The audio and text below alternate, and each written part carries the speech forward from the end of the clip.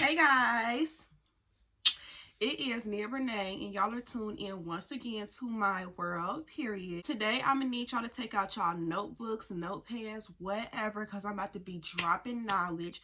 I'm about to be giving y'all some tips, some information that y'all need. So go ahead and get ready. You are probably watching this video because you're young and you want a job. Like, who doesn't want a job? Who doesn't want to make money? So I'm about to be here today to help you figure out how you can do that. Now, I'm just going to tell you, getting a job as a teenager is not going to be easy at all.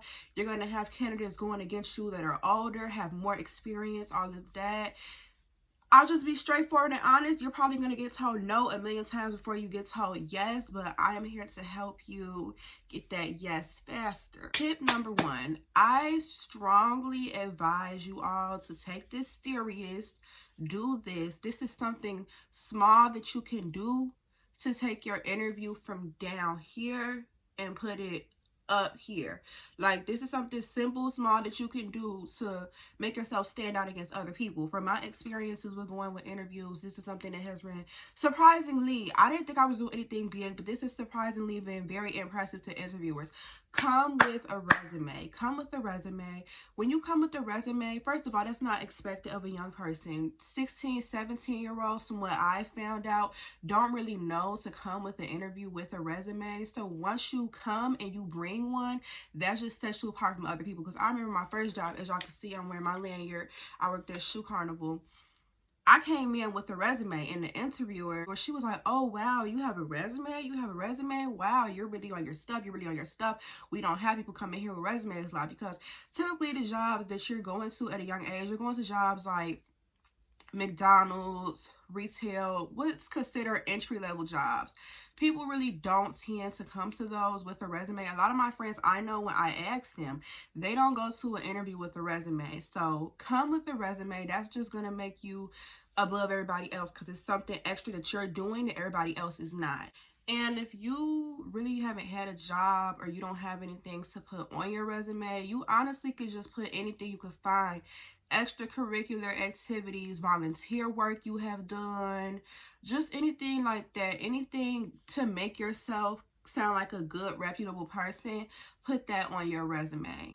Don't be afraid to call and follow up. Call and follow up on your application, because the thing is, you have to think, everybody wants money. Like, first of all, we're in a pandemic right now. Everybody wants money. Everybody needs some money. Everybody needs a job. So that means the job that you're applying to, there's probably 1,000 other people applying. So you're gonna have to make yourself stand out. You're gonna have to show them, hey, I really want this job. I'm serious about this. The way you're gonna do that is calling to follow up, because personally, I feel like there's no way in the world that a job is looking over. You think a job gets 2,000 applications and they're going to look at all 2,000 people? No, you need to make yourself stand out. Give them a reason to look at your application, want to hire you. Once you leave a resume, you have your name, you have your phone number, you have your email, you have your contact information on there. So when you leave, they have something left behind to remind them of you. They have this paper right here with your name on. Everybody else, they're gone. They don't have a resume to look at with that person. They don't have that person's email, phone number right there in their face. Think about it. Don't be nervous at all. My first couple of job interviews, I was nervous, and I feel like it could show. When I went to my interview at Shoe Carnival, I was confident. I talked to the people like I knew them. See, that's the one thing. You want to talk to the interviewer like you know them, because you have to tell yourself, this is a human. This is a regular person just like I am. This person is not no better than me, no bigger than me because of the position that they have. You know, this is a person like I am. I'm going to talk to them as such. Talk to them like a regular person. Make them feel comfortable with you.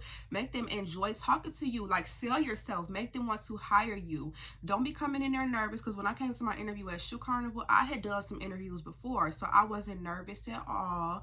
I came in there, I talked to everybody like I knew them, and the lady, she was so impressed. She was like, wow, you're only 16, you're only 16, you know, like, you talk better than I do. You come in and you shake the person's hand.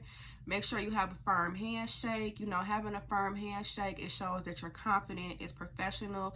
Don't have no little weak, wimp handshake. Like, you want to shake their hand. Hi, I am such and such, in my case, Nia Grayson. Hello, I'm Nia Grayson. Nice to meet you. Shake their hand firm, like own the room, command the room, make the room yours. Show everybody like you're really on your stuff. You fill out your application.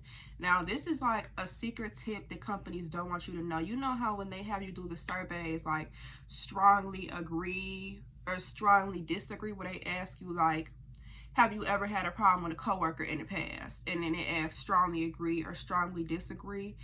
You never want to pick somewhat agree. You always want to pick either some strongly agree or strongly disagree. There's no in between. You want to pick either sides, because that it's kind of like a mind thing they play. It shows that like you're a strong-minded person, you know, like you have your mind made up. You're not like an iffy, wishy-washy person. Like you're certain about your thoughts. So yeah, keep that in mind. Make sure you have questions prepared to ask the interviewer. When they ask you at the end of the interview, do you have any questions? You don't want to be sitting there like, no, I don't have any questions. Yes, you do. You have questions. You have questions to ask. You don't listen. Don't ask anything about the salary during an interview. Don't ask anything about the salary during the interview, because even if you really are just in it for the money, you don't want them to think that. You don't want them to think that you're just in it for the money. So don't ask anything about the salary. You can ask about that once they offer you the job. The type of questions you want to ask like, what are the hours like? What is the environment like? What is the attire? You know, like how would you describe a person that does a good job here? You want to ask those type of questions to make you seem like you're really interested in the job. If you have any tattoos, piercings, or whatever, wear a long sleeve, cover that up, because you don't know what that company's dress code is. You don't know how the manager, supervisor, the person interviewing you looks at that. Because I remember I went to a job interview before, and I went with pink hair. I know that wasn't the smartest decision, but my hair, it was already in a pink sew-in. I went back to take my sew-in out.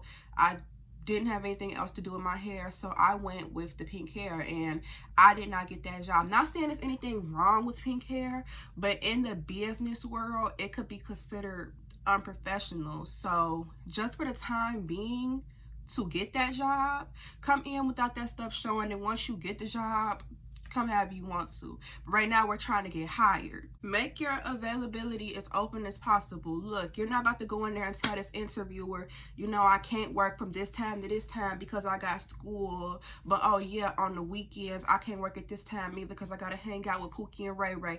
No. Because as teenagers, most jobs, they already don't want to hire us because our availability is so low compared to the average person. Like, you know, we can't really work during the daytime on weekdays because of the fact we're young, we're in school. So the times that you do have open, you want to make yourself as available to your job as possible. Weekends, I have open availability. I have open availability on weekends. That's what you want to tell them. You want to make yourself as available as you possibly can, because jobs, they want people that could be there, you know, could come to work.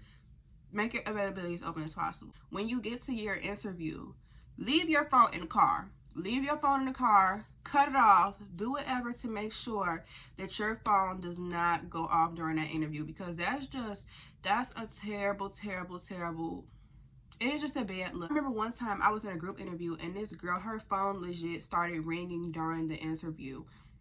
She didn't get invited back to the second interview. You do not want to have your phone going off during the interview. That is not a good look at all. It's not a good look, because it's gonna make you think like, dang, if she can't even be off her phone right now, what makes us think she'll be off her phone while she working? She can't even be off her phone during the interview.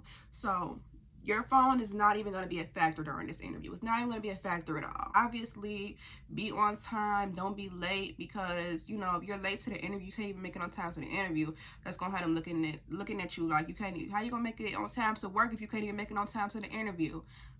Don't do that. Look in places that you typically would not look. Okay, everybody knows look on Snackjob, look on Indeed, but did y'all know that Google has job postings as well? If you are on Google, they have like their own little mini version of Indeed that's going to show jobs. Also, look on Facebook. Facebook has like a whole job seeking area, and that's really good for finding like local things in your area, like personal small owned businesses that are hiring people. You will find a lot of jobs in your area on Facebook that won't be posted on Indeed, Snag Job, stuff like that. So look into that as well. Networking is also a big thing. A lot of the time in the world of getting a job, especially when you're young, it's not really too much about what you know. It's more so about who you know. So if you know somebody that could get you in somewhere, try to take advantage of that to the best of your ability, because it's not always easy to get a job as a young person. And yeah, guys, that's all I have for today. If you all want to see a part 2 to this, you know, see some more tips, whatever,